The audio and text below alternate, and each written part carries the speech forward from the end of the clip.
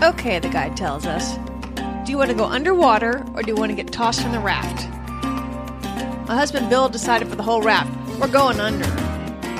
So this week, we're going under, down under. It's time to switch it up a little bit. For the last couple of adventures, we've been going hiking. Today, we're going to do something a little bit different, and we're going to get wet. We are going to go snorkeling, whitewater rafting, but I'll still throw in a little bit of hiking because that is my favorite thing to do. We're not just going underwater. We're going down under. We're going to Australia. Welcome to Cairns. Cairns. Cairns. They throw a little R in there that you can hardly hear. It sounds like cans, Cairns. I'm going to always, you're just going to have to get used to it, mispronounce almost every odd name out there. So sorry about that. But anyway, so we're going to Cairns, which is in northeast Australia, and it's in a tropical area. Australia is huge, so it's not a place you want to just go for a week. Frankly, I would say you really need to plan at least, I'd say 2 at a minimum, really 3 at a minimum. When you go to Australia, it's like trying to see the United States in one visit. You just can't do it. So when you go, you need to pick certain areas to go to. When I went to Cairns, Melbourne, Sydney, and Kangaroo Island. In Cairns, which was one of the highlights, you have the Great Barrier Reef. We whitewater raft the Tully River, which is Nat Geo's top 5-day whitewater rafting trips in the world. And there's Daintree Rainforest, which I did not go to, but I have done some research, so we can add that to this adventure today. Cairns itself is a cool little town on the Coral Sea. One thing that I don't know why I think of it so much is one evening, it's like the whole town turned out to do Zumba on the beach. I was like, how cool is that? So everybody just goes out there and does Zumba. So it's a very active town. There's lots of things to do, both in the water and in the hiking and all that kind of thing. So it's an adventure person's mecca. It is in a tropical area, so the wet season is around January, February, March. From what I understand, it rains really, really hard briefly, and you will still even get sunshine during those months. But generally speaking, most people tend to go other months. One of the top things to do is either to snorkel or scuba dive if you have a license, the Great Barrier Reef. I have a photo of me on the website, which I probably shouldn't put out there because I look ridiculous because the sun is so strong in Australia. Instead of giving you scuba outfits because it's warm, they give you a sunsuit. So I am in this ridiculous blue sun outfit that is probably my most unflattering photo ever. But just for you, I'm going to put it on the website.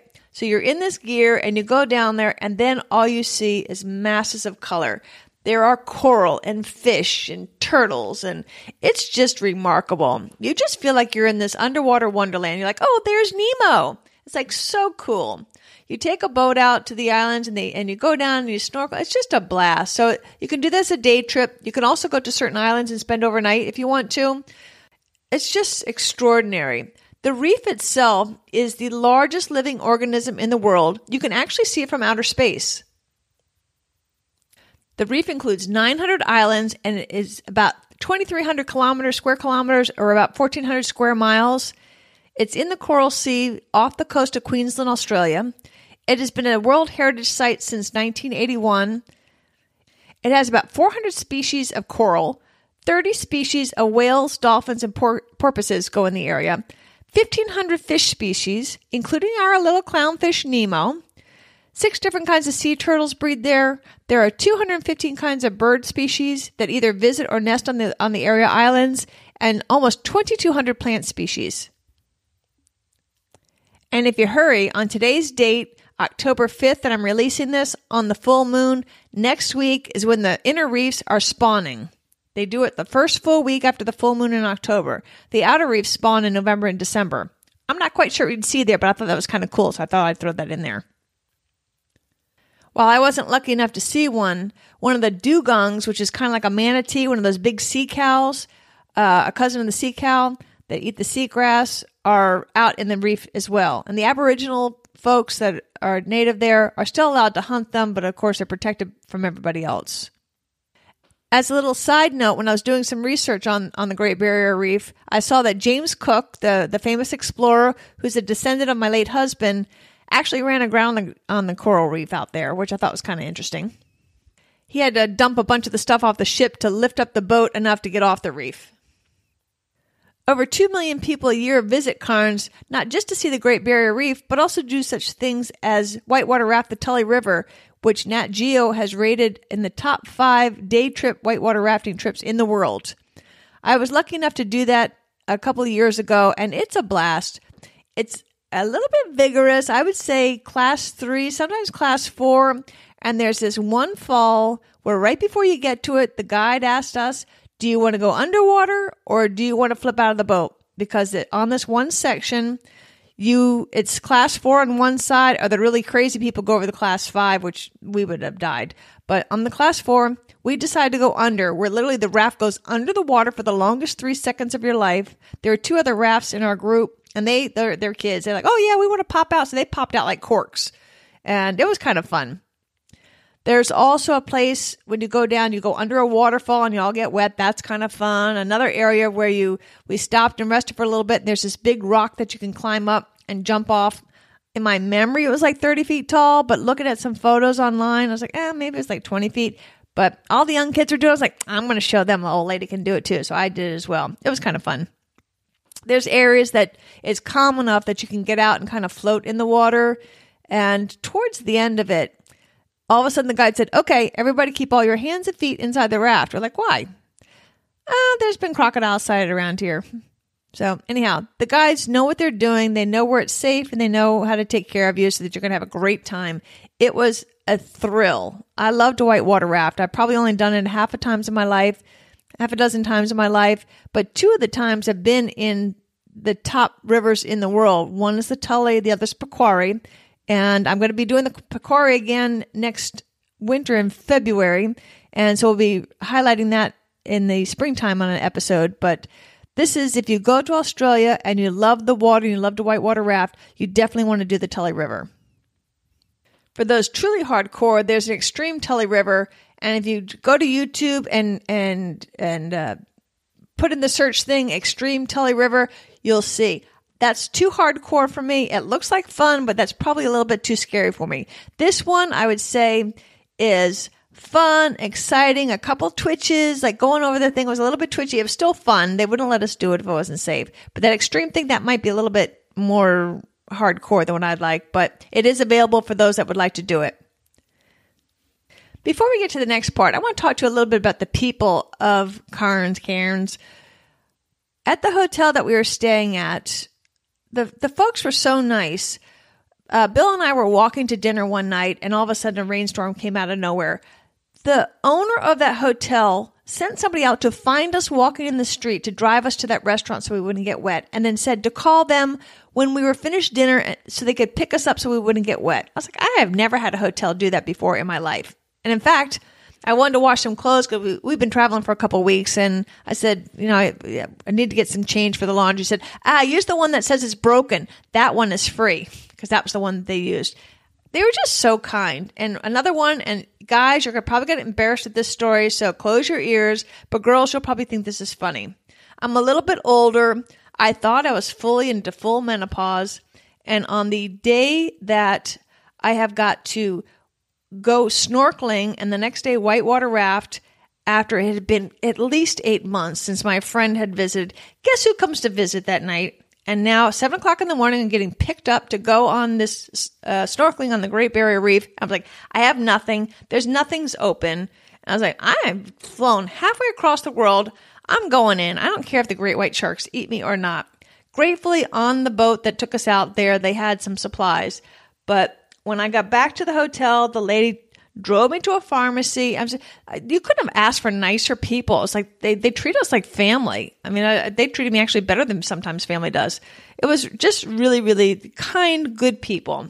And I just love Australian people. There's something in their character, in their nature, that just exudes warmth, friendliness, and kindness. So anyway, back to our adventure. Now we're going to go to the Daintree rainforest, which is the world's most diverse ecosystem. It has the greatest biodiversity of rare species on the planet.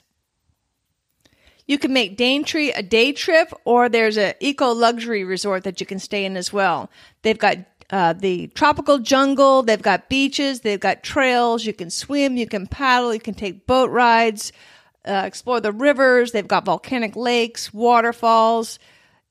You'll be able to see the famous saltwater crocodiles with their mouths open, cooling themselves off. It's a birder's paradise as so many birds migrate here. Daintree has the largest population of primitive flowers in the world. Of the 19 species in the world, 12 of them are found in this forest. While you're there, take advantage of the hour-and-a-half guided hikes so that you can learn a lot about the Aboriginal culture and the plants. On the website this week, for this episode, I've included a lot more YouTube videos than normal just because there's so many beautiful things to see that I wanted to share them with you. I also want to just break away from my normal adventure thing. If you are going to Australia and you are going to Melbourne, make sure, I know you're going to be dead tired at the end of the day, but you're going to see a bus tour to go see the fairy penguins. Go do that. That is one of the funnest things I've ever seen in my whole life. So this has nothing to do with adventure, and I'm sorry for diverting, but I have to tell you, if you're going to Australia and you're going to Melbourne, you got to go see the fairy penguins. These little things are out at sea all day long, and right around dusk, they start coming into shore, and you're sitting on these little benches looking out at this little cove. There's only a certain area they come into, and you'll see these little black dots in the water, like little black mushrooms popping up out of the water. And these dots are ebbing and flowing, and it's like they're out there talking. Do you think it's safe? I don't know. What do you think? I'm not sure if it's safe or not. I think they might get us. I don't know. So they come in a little bit. No. It's too scary. So they go back out again. No, I want to go back in. So they come in. No, way too scary. They go back. And then finally somebody says, to heck with it. We're going in. And then out of the sea comes thousands of these little miniature penguins. It is one of the most remarkable things I've ever seen in my entire life. So if you go to Australia and you go to Melbourne, you're going to be tired. Get on the bus. You're going to sit on the bus for about 2 hours, and then you will see one of the most striking things of your whole life. But I digress. Back to Cairns.